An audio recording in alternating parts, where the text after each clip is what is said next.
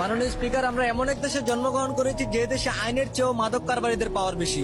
এমন এক দেশে জন্মগ্রহণ করেছি যে দেশে অন্যায়, অত্যাচার, অবিচল প্রতিনিয়ত ঘটে যাওয়ার পরেও এর কোনো প্রতিবাদ নেই। আর প্রতিবাদ করবি বা কে? যে প্রতিবাদ করে তার বেঁচে থাকার অধিকারই হারিয়ে ফেলে। মাননীয় স্পিকার, এখন সংসদের তৃতীয় অধিবেশনের প্রথম বক্তব্য রাখবেন মিস্টার হারুন। মাননীয় সদস্য, আপনার সময় 5 মিনিট। ধন্যবাদ মাননীয় স্পিকার। মাননীয় স্পিকার, আমি এইটা ভেবে অনেক গর্বিত যে আমি বাংলাদেশি।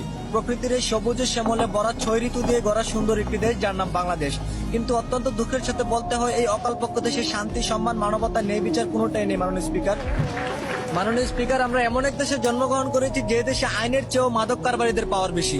এমন এক দেশে জন্মগ্রহণ করেছি যে দেশে অন্যায়, অত্যাচার, অবিচল প্রতিনিয়ত ঘটে যাওয়ার পরেও এর কোনো প্রতিবাদ নেই। আর প্রতিবাদ করবি বা কে? যে প্রতিবাদ করে তার বেঁচে থাকার অধিকারই হারিয়ে ফেলে। মাননীয় স্পিকার, আজ আমরা উন্নতিশীল জাপান থেকে প্রায় 200 বছর পিছিয়ে কেন জানেন? তারা সরকারের আদেশ অনুযায়ী প্রতিদিন 8 ঘন্টা ব্যক্তিগত ডিউটি করার পরেও নির্দিষ্ট 2 ঘন্টা দেশ এবং দেশের উন্নয়নের লক্ষ্যে কাজ করে থাকে। মাননীয় স্পিকার, আর আমরা কাজের পাশাপাশি একে অপরের পিছনে আঙ্গুল ঠেকাতে ব্যস্ত থাকি। চুরি, ছিনতাই, খুন খারাপি করে নিজে বড়লোক হওয়ার চেষ্টা করি। মাননীয় স্পিকার, যে দেশের সাধারণ মানুষ বেঁচে থাকে আইনের উপর ভরসা করে, সে দেশের আইন বিক্রি হয় মোটা অঙ্কের টাকার কাছে।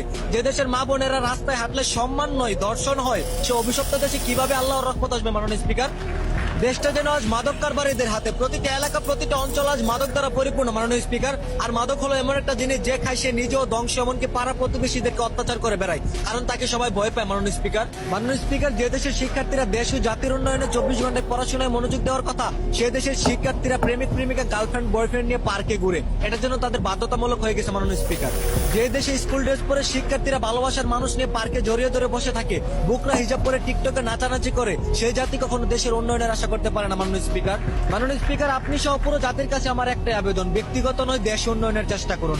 মারামারি, খুন খারাপি, চাঁদাবাজি, টেন্ডারবাজি বাদ দিয়ে আল্লাহর নৈকট্য লাভ করে দেশে শান্তি ফিরিয়ে আনুন। ধন্যবাদ মাননীয় স্পিকার। দ্বিতীয়বারের মতো সংসদে বক্তব্য রাখবেন মোহাম্মদ দুলাল। মাননীয় সদস্য, আপনার সময় 6 মিনিট।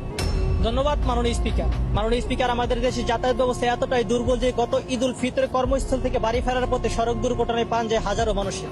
যেখানে করার কথা ছিল পরিবারকে নিয়ে আনন্দ, সেখানে নেমে আসলো সুখের ছায়া। মাননীয় স্পিকার, আমাদের দেশে সড়ক দুর্ঘটনায় যতগুলি মানুষের প্রাণ যায়, মনে হয় ইরান, আমেরিকা, ইসরায়েলের যুদ্ধ এতগুলি প্রাণ ঝরে। মাননীয় স্পিকার, বেপরোয়া গতি, মাদকাসক্ত ড্রাইভার, ট্রাফিকদের অনিয়মের কারণে এই সমস্ত ঘটনা ঘটে। মাননীয় স্পিকার, এ ব্যাপারে দৃশ্যমান কোনো বিআরটিসির পদক্ষেপ আমরা দেখি না। মাননীয় স্পিকার, বেপরোয়া গতি, মাদকাসক্ত ড্রাইভার, ট্রাফিক অনিয়মের কারণে এই সমস্ত ঘটনা ঘটে। মাননীয় স্পিকার, এই ব্যাপারে বিআরটিসির দৃশ্যমান কোনো পদক্ষেপ চোখে পড়ে না। মাননীয় স্পিকার, আমাদের সবার একটাই অনুরোধ, এবার ঈদ উল আজহা উপলক্ষে কর্মস্থল থেকে বাড়ি ফেরার পথে যাতায়াত ব্যবস্থার কারণে যেন কোনো মায়ের বুক খালি না হয়। মাননীয় স্পিকার, ধন্যবাদ।